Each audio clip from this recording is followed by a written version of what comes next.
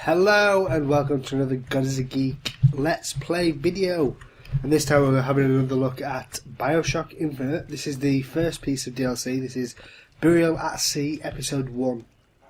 Now, normally with these Let's Play videos, I play the game right from the start. That isn't the case with this piece of DLC because the first 25 minutes of the game you literally don't have a weapon and do nothing except running around and doing little bits, but nothing major. You can even see in this part, we're still going through the tutorial, this is like half an hour into the game. The entire DLC is only about an hour and 45 minutes, I think it took me to get to the end, so it's not very impressive in terms of length. But I mean, in terms of content it's good, but in terms of length it's quite shocking. So it's if you played BioShock Infinite, and you must have done to have the DLC, then you know exactly what you're doing. Let me grab that air grabber this time. It's not the skyhook this time. I will say that because this is 20-25 minutes into the game, there are minor spoilers, I would say, for the story, but the main revelation in terms of story is right at the end of the game, so you don't really have to worry about it too much. It's kind of nice to see to be back in Rapture. That's one thing I will say about it. It's Rapture again, so it's plasmids instead of vigors and things like that. But you'll notice that type of stuff. But I mean, vigors are always the same thing as plasmids anyway, so it doesn't make that much of a difference. You're fighting against splicers again, as you can see. They're people that have succumbed to the addiction of the plasmids. So they're the enemies against this time. But you can still do the normal skyhook attack, so you can melee them, you can attack them from the skyhooks and stuff. So it's BioShock Infinite infused with a little bit of the original BioShock. So you can see we're underwater again, we're in Rapture. In this section of the game, you're underneath Rapture. This part is a Fontaine's like department store kind of thing, and stuff happened that I'll let you play the DLC and see for yourself. But stuff happened that caused this department store to be forced to the bottom of the sea. So we'll get a little bit further and we'll see what Elizabeth has in store for us and see if we can get some gameplay. When did you come happening. to Rapture? Oh, it was, I guess around 51? No, Let's have a look. 48. That's a rather large gap. Time. Life I had before. Nice change to Elizabeth's style. I really do like the change, the 49. kind of 50s look that she's got. Sure. Instead of nosebleeds. We all know what nosebleeds mean. Mr. DeWitt. Just keep your eyes open for splicers. They can do us a whole lot worse. I like the new style. So, that's it. Still tutorial, so it's telling us that we can creep up to people and melee them. Hopefully she won't see me. Melee, dead. Shoot her in the face.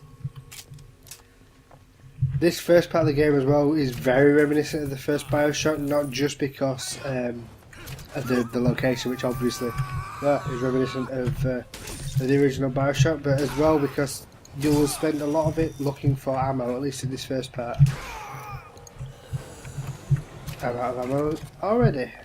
And I don't have a second weapon, so I'm forced to melee them unless I can find ammo. And unlike the main game, BioShock Infinite, Elizabeth doesn't seem to throw ammo and health your way as often as she did.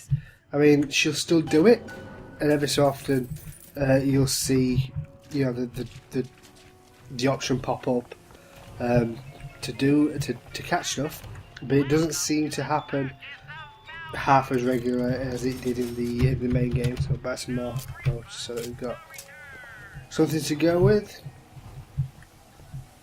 And we need to find one of the new plasmids or the new plasmid for this piece of DLC, which is Old Man Winter, and it freezes water and freezes enemies and things like that. So the first part of the DLC is basically finding this new plasmid in order to progress.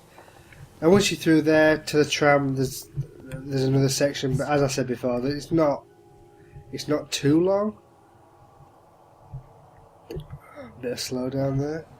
Elizabeth busy, what's she doing?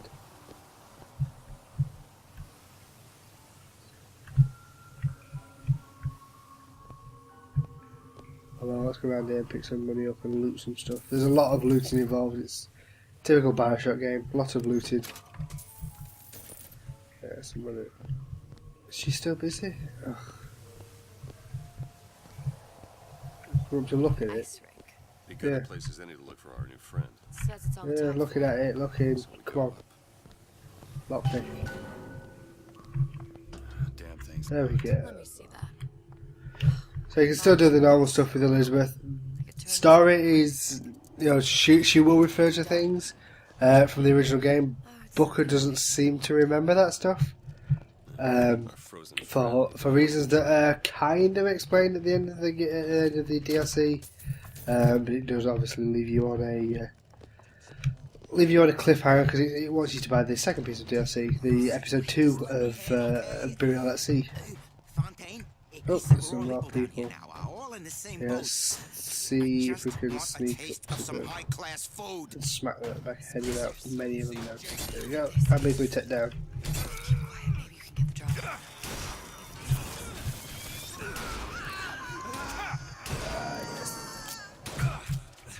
Is that all? Ah, there's one left. Ah, where did he come from? Okay. So good. There we go. So Elizabeth sometimes throws stuff, obviously, still. Get up. Ah, and she still revives you as well. There's no, apart from a monetary death penalty, there's nothing. There's nothing major. So grab some more Eve Friends? Of course he's and got carry on. So the people that were dead before are still dead. So it's not, as I said, it's not a major like death penalty. But it's still something that you don't want to do if you can help it. There are harder enemies as well. Like these do seem to be the spices seem to be a lot more difficult than the enemies in the main BioShock Infinite game. Don't know if that's. I mean, it's probably by design. I haven't played the original BioShock for a long time. I can't remember if the spices were always so difficult, or whether it's new for this DLC. But it is. I mean, I'm trying to do it without audio for this Let's Play.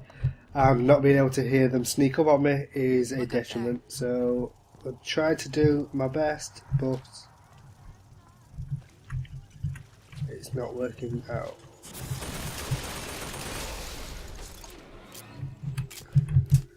See what we can get. But there's all, you know, there's this stuff, there's the gear and all that. So everything that you're used to from BioShock Infinite is back, even though you're on Rapture. They haven't totally gone all the way back to BioShock. And to be honest, it feels not. I think cheap's the wrong word, but I do hope that, you know, I don't know what they have planned in terms of DLC. Whether there's just Burial at Sea 1 and 2 is what they've got planned. Whether there'll be any more, but I kind of want to see more Columbia. I really enjoyed Columbia. I mean, Rapture's fine, but I thought Columbia was better designed than Rapture is. So I would like to go back to Rapture. Whether that's ever going to happen, I don't know. But I do think that it was better designed. So hopefully we do. So what have we got? Some wallets, some money, and a lockpick that'll do. That'll come in handy eventually. And there's the audio logs that you probably expect from BioShock games. They've always been there. And the enemies seem to respawn more often than I normally would have expected. But that's something that you know, if you can actually listen to the audio, which is something I am not doing at the moment, then you'll notice them coming. So it's not too bad. And you got the normal other stuff from BioShock Infinite as well. You can press the N key and see where get a little waypoint pop up as to where you're supposed to be going if you get lost. Because a lot of these areas do tend to go around in circles a little bit. There we go. Use the air grabber this time, not the sky hook. Get up here. Burn some people. So yeah, it's always trying to not use all of use as few bullets as you can.